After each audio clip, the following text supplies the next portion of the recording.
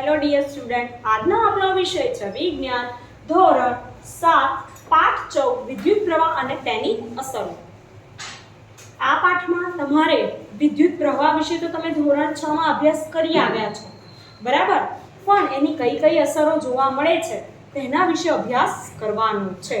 અને આ જ પાઠ તમારે આગળ ધોરણ 8 માં પણ ભણવાનો આવશે, બરાબર। એ પણ દ્વિતીય સત્રમાં વિદ્યુત પ્રવાહ અને એની રાસાયણિક અસરો કરીને પાઠ છે।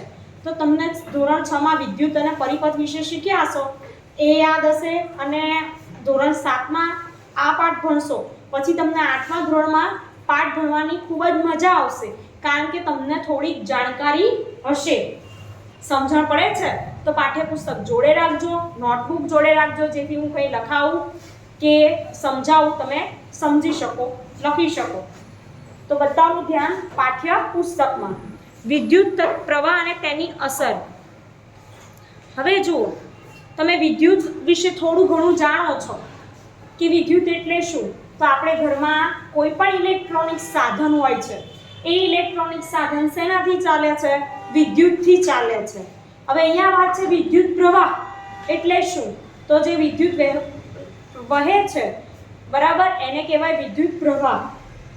એ ઉપરાંત વિદ્યુત પરિપથ વિશે થોડી માહિતી આપું કે આ પાઇપો ને એવું બધું રાખેલું હોય છે, જે એ પાઇપો કેમ? કારણ કે વિદ્યુતને વહેવાનો માર્ગ નક્કી કરે છે। એ વિદ્યુતને વહેવાનો માર્ગ છે એને કહેવાય વિદ્યુત પરિપથ।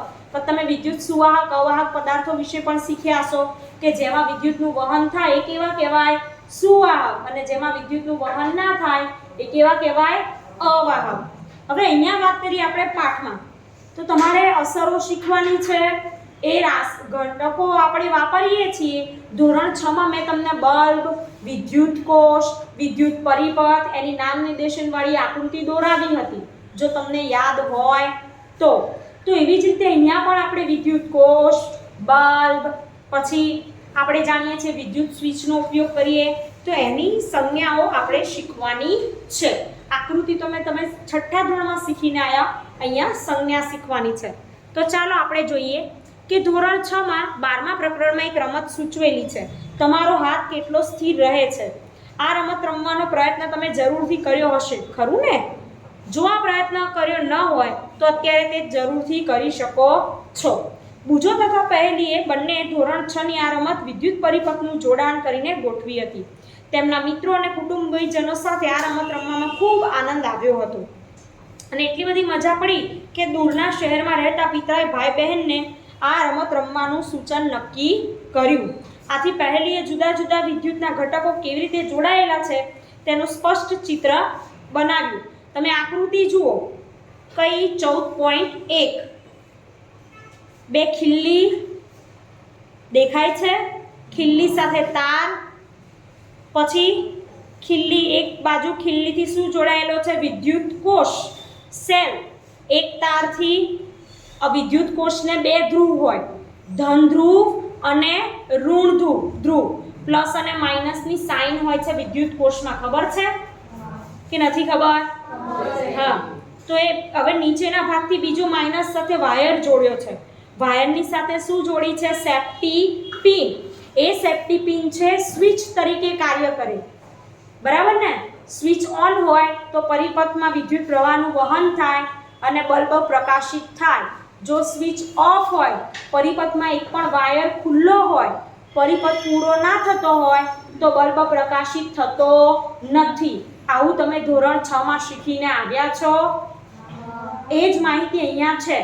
હવે જુઓ, સેફ્ટી પિનથી આગળ બલ્બમાં પણ ધન અને ઋણ ધ્રુવ હોય, ઉપર ધાતુનો ઢાંચો હોય, નીચેના ભાગે ધાતુનો ભાગ હોય, ઉપર નીચે બે જગ્યાએ ઉપર ધન ધ્રુવ, નીચે તળિયાના ભાગે ઋણ ધ્રુવ હોય છે।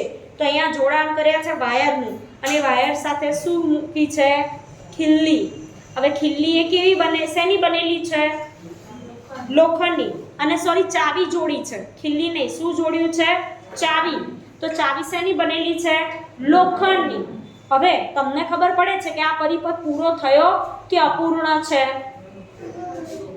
પૂર્ણ છે, પૂરો છે। તો બલ્બ પ્રકાશિત થાય છે આકૃતિમાં જુઓ તો, દેખાય છે? મકબૂલ? હા, સીધા બેસવાનું હો. તો પરિપથ પૂરો થયો એટલે બલ્બ પ્રકાશિત થાય છે. હવે વાત કરીએ કે શું તમે આ વિદ્યુત પરિપથ સરળતાથી દોરી શકો? હા, આમ આપણે આકૃતિ આવી દોરવી હોય તો આપણને વાર લાગે, બરાબર ને? કારણ કે થર્મોકોલની શીટ બતાવીએ, બે ખીલ્લી બતાવીએ, ચાવી બતાવીએ, વાયર બતાવીએ દોરીને. પણ આ ખીલ્લી, ચાવી, સેફ્ટી પિન, સેલ એ બધાની સંજ્ઞા આપી હોય તો સરળતાથી દોરી શકાય. સમજણ પડે છે? એટલા માટે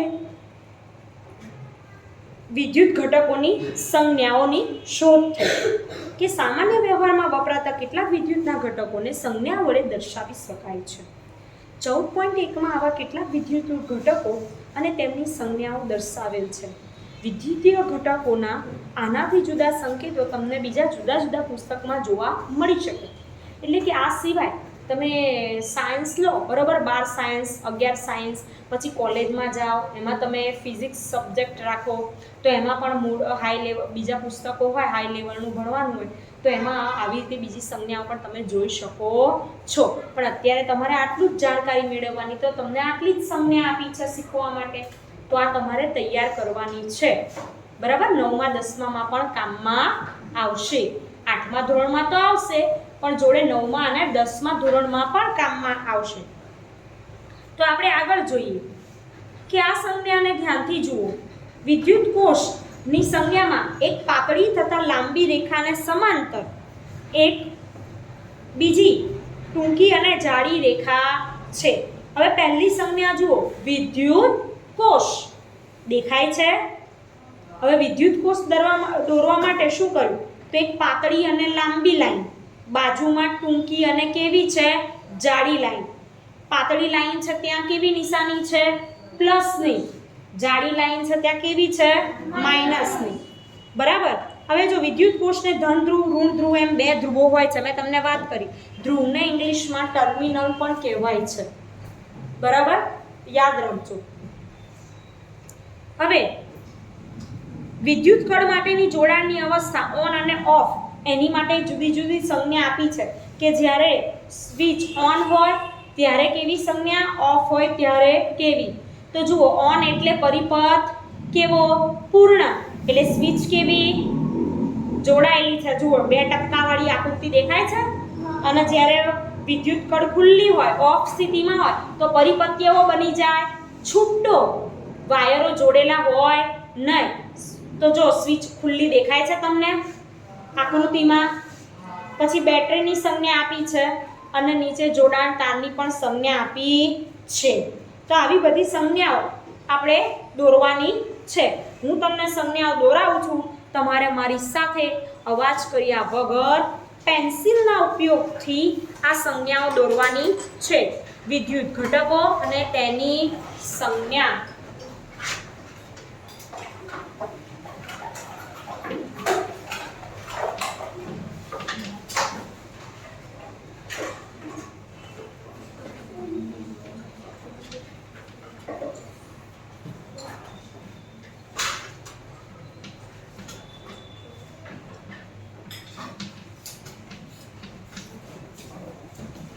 ચલો, રેડી? પહેલું શું છે? વિદ્યુત કોષ.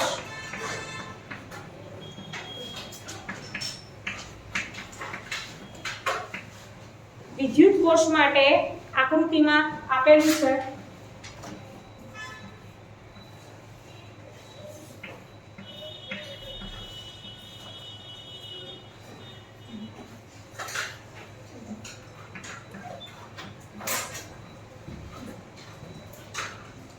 પછી બીજું વિદ્યુત બલ્બ.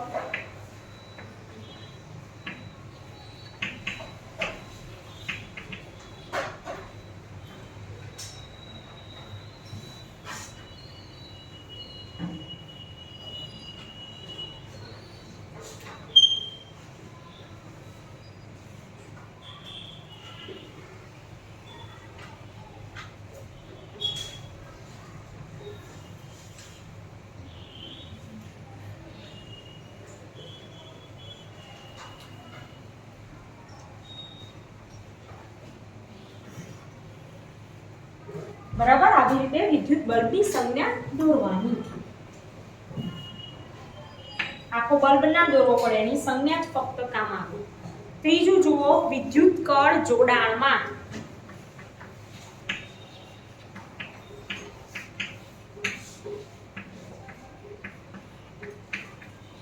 એટલે જોડાણમાં હોય તો કેવી સ્થિતિ? ઓન.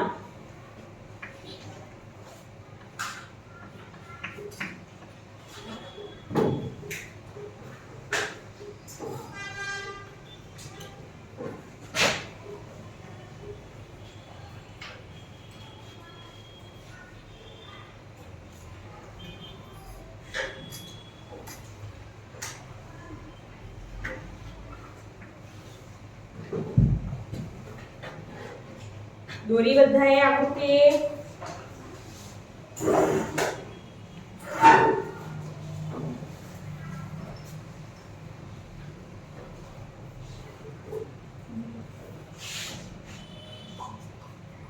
ચાલો હવે ચોથી આકૃતિ દોરીએ આપણે. આકૃતિ દોરવા હંમેશા પેન્સિલનો જ ઉપયોગ કરવાનો છે તમારે. એ કોઈ પણ આકૃતિ હોય. ચોથું, વિદ્યુત કળ ખુલ્લી.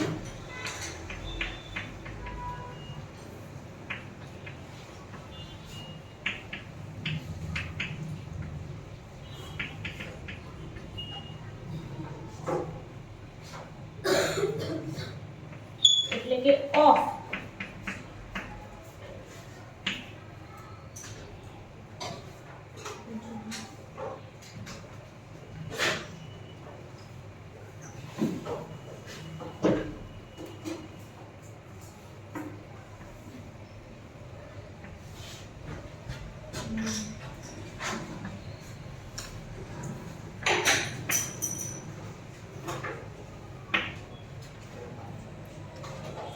પછી છે બેટરી.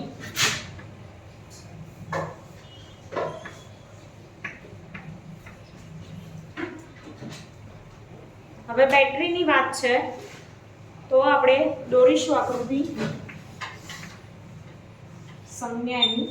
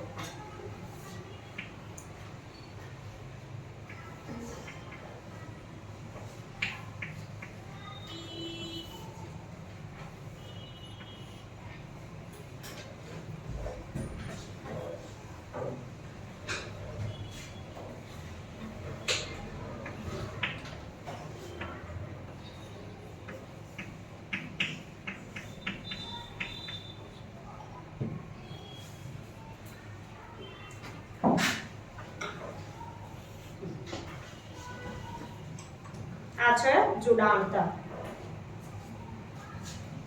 દોરી બતાએ કે બાકી છે? ઓકે, તો તમારે આ 6 એ 6 સંજ્ઞાઓ તૈયાર કરવાની છે અને આવડે એવી જ છે. બરાબર, ના આવડે તો બે વાર દોરીને પણ તૈયાર કરજો. ચાલો જોઈએ વિદ્યુત કોષનું. આપણે આકૃતિ મુજબ 14.2 માં 2 કે તેથી વધુ વિદ્યુત કોષનું જોડાણ કરીએ છીએ. એક વિદ્યુત કોષનો ધન ધ્રુવ ત્યાર પછીના વિદ્યુત કોષના ઋણ ધ્રુવ સાથે જોડવામાં આવે છે. તમે આકૃતિ 14.2 જુઓ. કેટલા વિદ્યુત કોષ જોડ્યા છે? 2 સેલ જોડેલા દેખાય છે મકબૂલ ચોપડીમાં. એક વિદ્યુત કોષની સાથે બીજો વિદ્યુત કોષ, તો આગળનો છેડો ધન, પછી ઋણ, પછી ધન, પછી ઋણ, પ્લસ માઇનસ, પ્લસ માઇનસ, એવી રીતે ગોઠવેલું દેખાય છે. અને તો આવા બે કે તેથી વધુ વિદ્યુત કોષોના જોડાણને બેટરી કહેવાય છે. એકલો હોય કોષનો વિદ્યુત કોષ, પણ આવું બે કે તેથી વધુ વિદ્યુત કોષોનું જોડાણ હોય એને શું કહેવાય? બેટરી. તો લખો વ્યાખ્યા બેટરીની.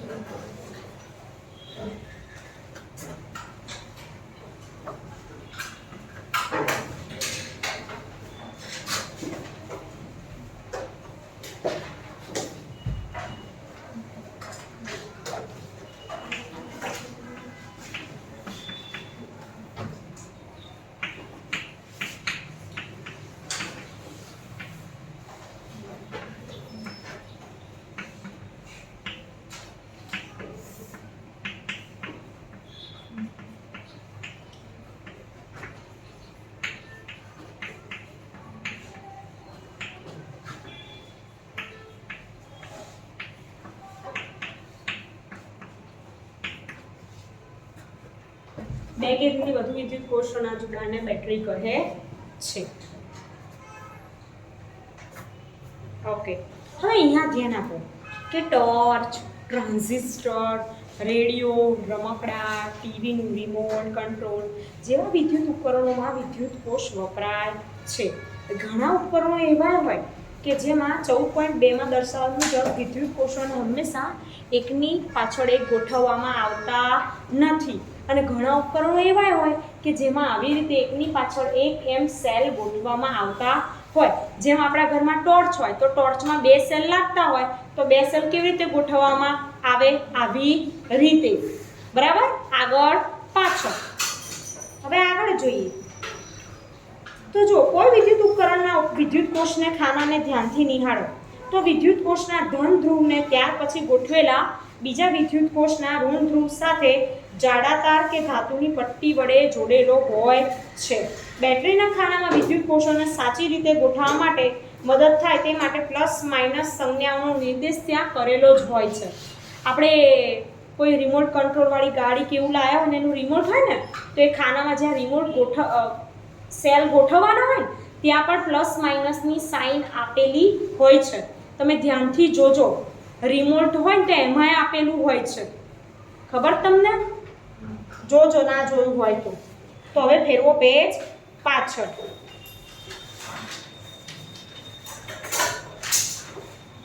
હવે જો આકૃતિ 14.4 દર્શાવેલું વિદ્યુત કોષ હોલ્ડર બનાવી શકો છો. આવું આપણે ઘરે બનાવી શકીએ લાકડાની પટ્ટીમાંથી, અને આજુબાજુ બે એલ્યુમિનિયમની પટ્ટી લઈને આવી રીતે જોડી દેવાની, ઉપર તાર લગાવી દેવાનો અને વચ્ચે 2 સેલ ગોઠવવાના છે. આને કહેવાય વિદ્યુત કોષ હોલ્ડર. અને 2 વિદ્યુત કોષની કોષવાળી બેટરી માટેનું હોલ્ડર આપેલું છે. ઘણીવાર આપણે પ્રયોગ કરવા માટે નાની બેટરી લાવતા હોઈએ, ખબર છે? તો એમાં કેટલા સેલ હોય? 2. હવે જુઓ, લાકડાનો ટુકડો, લોખંડની 2 પટ્ટી અને રબર બેન્ડની જરૂર પડશે. રબર બેન્ડ ધાતુઓની પટ્ટીને ચુસ્ત રીતે પકડી રાખે તે જરૂરી છે. તમે બજારમાંથી તૈયાર 2 કે તેથી વધુ વિદ્યુત કોષ માટેનું હોલ્ડર લઈને બેટરી પણ બનાવી શકો છો. તેમાં વિદ્યુત કોષોને યોગ્ય રીતે ગોઠવો જેથી એક વિદ્યુત કોષનો ધન ધ્રુવ અને ત્યાર પછીના ક્રમમાં આવતા વિદ્યુત કોષના ઋણ ધ્રુવ સાથે જોડાય. હવે વિદ્યુત કોષ હોલ્ડરમાં આપેલી પાસ પાસેની ધાતુઓની પટ્ટીને 14.5 દર્શાવ્યા મુજબ વાહક તારના ટુકડાઓ વડે જોડી દો. એટલે એ જે કોષ આપણે બનાવ્યા, બરાબર, 2 કોષને જોડ્યા, પાછળના ભાગથી શું કરવાનું? 2 વાહક તારને, વાયરોને પણ જોડી દેવાના. અને આ 14.1 બેટરીને દર્શાવવા માટેની વપરાતી સંજ્ઞા આપેલી છે. તો એ આપણે જોયું ઓલરેડી. તમને સંજ્ઞા મેં દોરાઈ બેટરીની. તમને એ ખબર છે કે રિક્ષા, ટ્રક, બસ એવા બધામાં પણ બેટરીનો ઉપયોગ થાય છે? ખબર છે? બેટરી આપણે ઘણીવાર સાધન બંધ થઈ જાય ને તો એવું કે બેટરીમાં પાણી જતું રહ્યું છે, કે બેટરીમાં કંઈક પ્રોબ્લેમ થયો છે એટલે ગાડી ઉપડતી નથી. બરાબર? બસ, ટ્રક એમાંય બેટરી હોય. જો આકૃતિમાં આપેલી છે કે પહેલી તથા બુજોને નવાઈ લાગે છે કે ટ્રેક્ટર, ટ્રક, ઇન્વર્ટરમાં વપરાતી બેટરીઓ પણ જો વિદ્યુત કોષોની બનેલી હોય તો એને બેટરી શા માટે કહેવામાં આવે છે? તો એમાં પણ શું હોય છે કે આપણે જે ઇન્વર્ટરમાં વપરાતી બેટરી છે એ વિદ્યુત કોષની જ બનેલી છે, પણ એમાં કેવું છે એક કરતાં વિદ્યુત કોષોનું જોડાણ હોય, વધારે બે કે તેથી વધુ વિદ્યુત કોષો હોય, એટલે આપણે એને શું કહીએ છીએ? બેટરી કહીએ છીએ.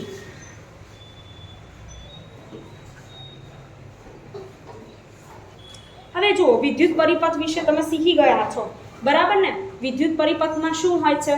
તો તમે જાણો છો કે એક વિદ્યુત પરિપથમાં, કોઈ પણ વિદ્યુત પરિપથની વાત કરીએ તો એમાં એક કોષ, બે વાહક તાર અને બલ્બ હોય છે, બરાબર ને? અને એક સ્વિચ મૂકેલી હોય છે. વિદ્યુત સ્વિચ વિશે તમે ધોરણ 6 માં ભણીને આવ્યા છો કે વિદ્યુત સ્વિચ એ શું કામ કરે છે? તો વિદ્યુત સ્વિચ કોઈ પણ પરિપથને જોડવાનું કે તોડવાનું કામ કરે છે. શીખીને આયા છો ધોરણ 6 માં? હા કે ના? આકૃતિ પણ હતી ટોર્ચની, જો યાદ હોય તો. એમાં કેવી રીતે આખી સ્વિચ આપણે રાખી હોય અને સ્વિચને ઓન કરીએ એટલે આખો પરિપથ શું થઈ જાય? પૂરો થાય. સ્વિચ ઓન કરીએ એટલે વાહક જે સેલ રાખ્યા હોય ત્યાં જોડાણ થાય અને પછી વિદ્યુત પરિપથમાં પ્રવાહ વહેવા લાગે અને બલ્બ પ્રકાશિત થાય. ટોર્ચનો આગળનો ભાગ હોય એમાં. સ્વિચ ઓફ કરીએ પાછી ખેંચાઈ જાય એટલે પરિપથ કેવો થઈ જાય? ખુલ્લો બની જતો હતો અને એમાં બલ્બ પ્રકાશિત થતો નહોતો. અહીંયા એવી રીતે વાત કરી છે કે વિદ્યુત પરિપથની સેલ અને સેફ્ટી પિન લીધી છે. અહીંયા સ્વિચ તરીકે શેનો ઉપયોગ કરીએ છીએ? Safety pin. સેફ્ટી પિન શેમાંથી બને છે? ધાતુમાંથી. તમને એવી ખબર હોવી જોઈએ કે કઈ ધાતુ વિદ્યુત સુવાહક છે અને કઈ ધાતુ વિદ્યુત અવાહક. એના માટે ધોરણ 6 માં પ્રયોગ પણ કર્યો હતો, જો યાદ હોય તો. તો તમારે પહેલા કોઈ પણ આકૃતિ દોરવા આપી હોય, ધારો કે હું કોઈ ચિત્ર છાપીને આપું તમને, બરાબર? વાહક તાર હોય, સેલ હોય, સેફ્ટી પિન હોય, બલ્બ હોય, અને હું એવું લખીને આપું કે આની આ જે આકૃતિ છે વિદ્યુત પરિપથની, એને સંજ્ઞાનો ઉપયોગ કરી આકૃતિ બનાવો વિદ્યુત પરિપથની. તો તમારે બલ્બ હોય તો બલ્બની જગ્યાએ શું મૂકવાની? તેની સંજ્ઞા. પછી વિદ્યુત કોષ હોય તો તેની જગ્યાએ શું મૂકવાનો? જે સિમ્બોલ દોરાયો ને સંજ્ઞા, એ મૂકવાની અને પરિપથ બનાવવાનો. ખબર પડે છે કે નથી પડતી? હે? ઓકે. તો આટલે સુધી આપણે અત્યારે આ પાઠ વિડીયોમાં રાખીશું. એમાં તમને ખાસ યાદ કરી દઉં કે તમારે શું તૈયાર કરવાનું છે? 6 એ 6 સંજ્ઞા તૈયાર કરવાની છે, બરાબર? તો તમારે ઘરે પ્રયત્ન કરવાનો, બે વાર સંજ્ઞા દોરવાની અને તૈયાર પણ કરવાની. અને પાઠનું જ્યારે નવો પાઠ ચલાવું ત્યારે આખો પાઠ વાંચી લેવાનું. ઘરે પણ જે બાળકો રહીને અભ્યાસ કરે છે, ઘરે રહી, એમને તો રોજે રોજ પાઠનું વાંચન કરવાનું, પણ વર્ગમાં જે વિદ્યાર્થી અભ્યાસ કરવા અહીંયા આવે છે, મારી સામે બેઠા છે, એમને પણ કહું છું કે તમારે નિયમિત રીતે એક પાઠનું વાંચન કરી લેવાનું, તો જ તમને વિજ્ઞાન વિષયમાં વધારે સમજણ પડશે, બરાબર? આ વિડીયોમાં આટલે સુધી રાખીશું. Thank you.